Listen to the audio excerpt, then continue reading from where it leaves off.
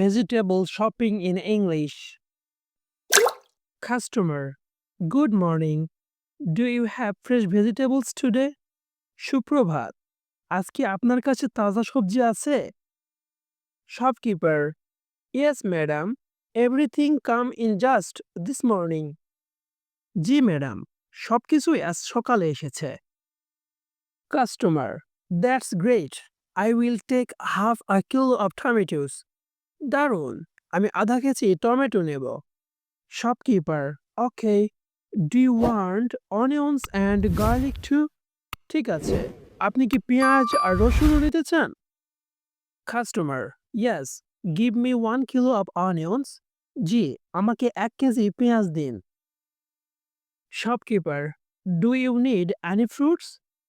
আপনার কি কিছু ফল লাগবে? Customer, How much are the apples per kilo? আপেলের দাম কত প্রতি কেজিতে? Shopkeeper, 200 টাকা per kilo. প্রতি কেজি 200 টাকা। Customer, that's a bit expensive. Give me half a kilo anyway. এটা একটু দামি, তবু আমাকে আধা কেজি দিন। তাহলে কোনো কিছু একটু দামি হলে তার আমরা কিভাবে বলবো? That's a bit expensive. এটা একটু দামি। Shopkeeper, sure. Do you want any spices? অবশ্যই। আপনি কি কিছু মশলা নিতে চান? Customer, yes. I need 1 packet of turmeric powder. জি, আমার 1 প্যাকেট হলুদের গুঁড়ো লাগবে। তাহলে টারমারিক অর্থ কি? হলুদ। আর যদি বলি হলুদের গুঁড়ো, সেক্ষেত্রে টারমারিক পাউডার এর অর্থ হলুদের গুঁড়ো।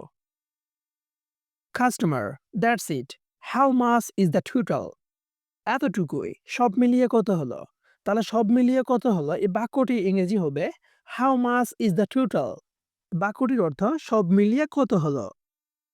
Shopkeeper, let me check. It's 520 টাকা।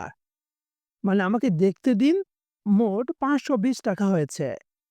Let me check এর অর্থ আমাকে চেক করতে দিন বা আমাকে দেখতে দিন। Customer, here's 550 টাকা। Keep the change. অর্থাৎ এই নিন 500 টাকা, বাকি টাকা রাখুন। অর্থাৎ টিপস দেওয়ার ক্ষেত্রে এভাবে বলতে পারি keep the change. Keep the change কেন বলবো? যদি খুচরো টাকা বা যেই টাকাটা আমি ফেরত পাবো সেক্ষেত্রে চেঞ্জ বলা লাগে। অর্থাৎ কিপ দ্য চেঞ্জ অর্থাৎ বাকি টাকাটা রাখুন। Shopkeeper, thank you so much. Please visit again. অনেক ধন্যবাদ, আবার আসবেন। Customer, sure. Have a good day.